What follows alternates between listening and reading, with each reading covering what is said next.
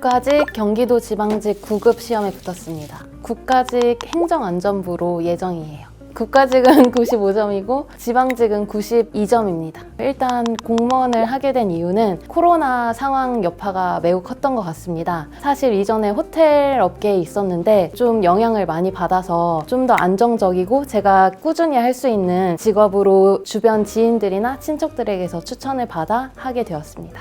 일반 행정직을 선택한 이유는 많은 시험을 볼 수 있다는 점입니다. 일반 행정직을 선택을 하시면 국가직, 지방직, 군무원, 지방직 7급까지 도전하실 수 있을 겁니다. 국어는 75점에서 95점, 영어는 70점에서 95점, 한국사는 40점에서 100점, 행정법은 35점에서 100점, 행정학은 50점에서 95점으로 전 과목 모두 올랐어요. 제가 우선 두드러지게 올랐던 과목은 행정법 과목입니다. 사실 행정법은 제가 공시를 포기하려고 했던 요인 중에 하나였는데요. 그렇지만 행정법 김욱 교수님과 양승호 교수님을 믿고 따라갔어요. 특히 김욱 교수님 같은 경우에는 기본서 위주로 행정법 개괄부터 해주시기 때문에 이해하는 데 많은 도움이 되었고, 그리고 제가 이해가 잘 되지 않는 부분은 특강 1번가나 양승호 교수님 강의를 많이 이용을 했어요. 양승호 교수님 같은 경우에는 본인의 진단반, 농담반을 이용해서 판례를 매우 쉽게 설명을 해주셔서 많은 도움이 되었던 것 같습니다. 행정법에서 제일 중요한 공부 방법은 오답 정리라고 생각합니다. 그 이유는 행정법은 기출문제 중심으로 문제가 출제되기 때문에 그 전년도 문제를 숙지를 하여야 되는 게 매우 중요한데요. 저는 기출문제 풀이를 하는 데 있어서 제가 모르는 선지나 판례는 손이 아프더라도 다 적어서 그걸로 단거나 해서 시험 전날 봤던 것 같습니다. 한국사 신영철 교수님에게 많은 도움을 받았는데요. 교수님은 출제 경향이 벗어나지 않으니 기출문제를 1, 2주 전에 풀어볼 것과 사료만을 회독할 것을 권유하셨습니다. 그래서 제가 1, 2주 정도 전에 기출문제를 풀어보니까 제가 부족한 부분을 점검할 수 있었던 것 같아요. 그리고 사료 부분을 다시 한번 회독을 했더니 비슷하거나 헷갈릴 수 있었던 사료를 한 번에 잡을 수 있었던 기회였습니다.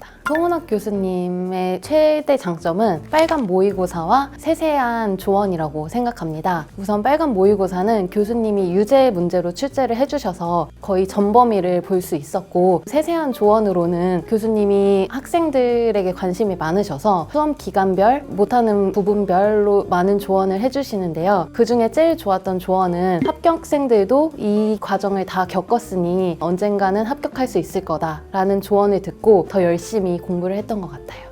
일단 저는 기본적으로 5시에 기상을 했어요. 그래서 5시 반쯤 식사를 하면서 영단어를 보고 그 후에 학원에 가가지고 6시 반쯤 도착을 하면 7시 반에 학원이 열기 때문에 그때까지 최우선 복화 인강을 보거나 한자 성어를 암기를 했던 것 같아요. 그리고 7시 반에 문이 열면 저희가 7시 50분쯤 아침 영어를 시작을 하는데 그 전에 비문학 한 지문을 풀고 기적사나 아침 영어를 한 다음에 8시 40분쯤에는 영어 복습이나 문학 한 지문을 풀었던 것 같아요. 그 후에는 9시에서 오후 1시까지는 오전 수업을 듣고 그 이후에 밥을 먹으면서 또 영어 단어나 한자 성어를 보고 오후 수업으로 2시부터 6시까지 들은 다음에 또 저녁 식사를 하고 마지막으로 자습을 하고 11시쯤 집에 갔던 것 같습니다. 정말 힘든데 제가 해야 될 거는 이거밖에 없다는 생각이었어요. 제가 알고 있는 아케르는 독한 관리 시스템으로 매니저가 출결 관리도 해주고 모의고사를 보면 상담도 해주고 별도로 복습을 할 수 있게 복습지까지 제공되는 시스템입니다.